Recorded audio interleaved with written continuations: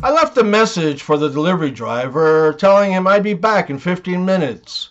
I pulled into the driveway like 2 hours later and he came racing up to me. "Where the hell have you been?" the driver says. "I was waiting for you all day." Now you know how we feel. 15 years ago, I asked my high school crush out on a date. And yesterday, I asked her to marry me.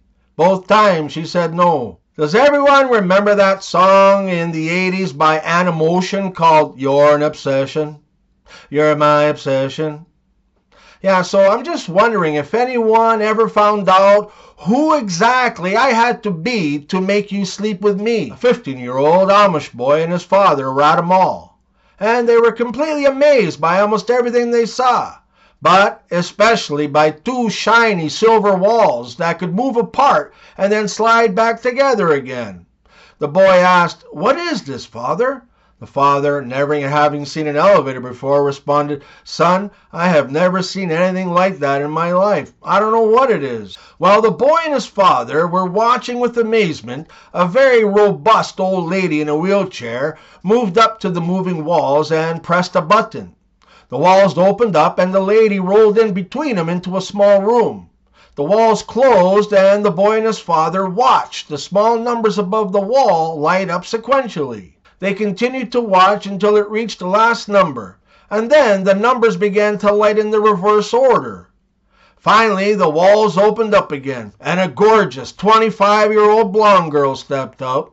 The father, not taking his eyes off of the beautiful young woman, nudged and quietly said to his son, "Go get your mother." I lent out my big golf umbrella to a very hot and beautiful woman yesterday.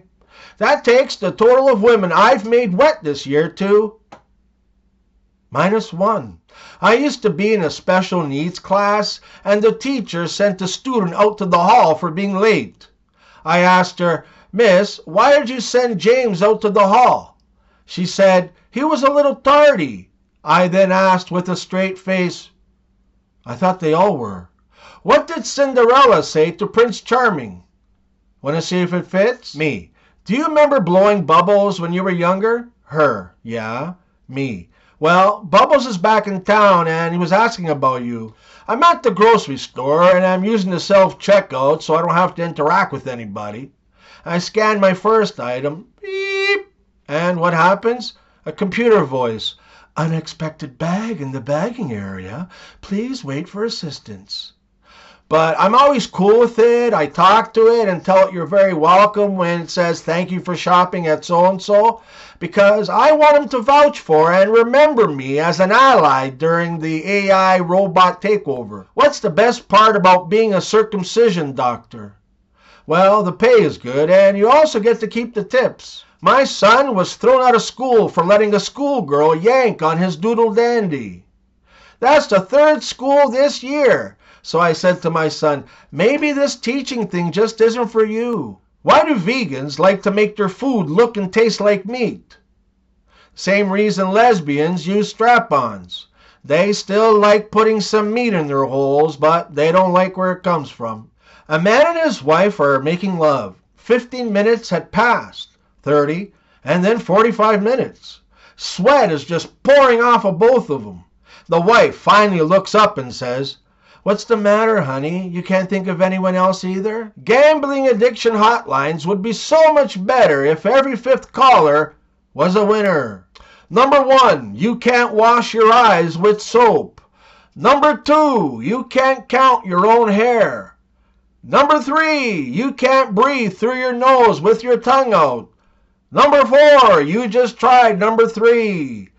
Number 6, when you did number 3, you realize it is possible, only you look like a dog.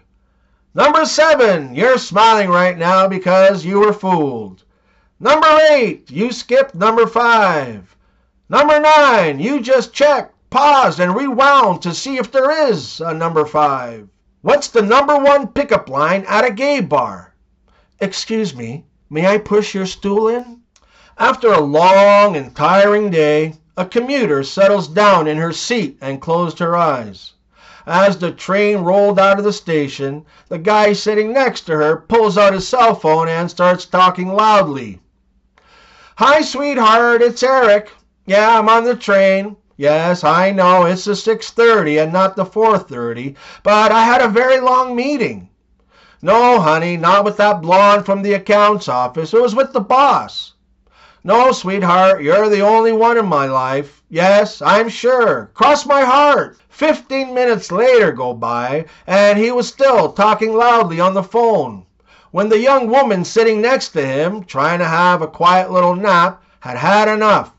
So she leaned over and said into the phone, "Eric, hang up the phone already and come back to bed."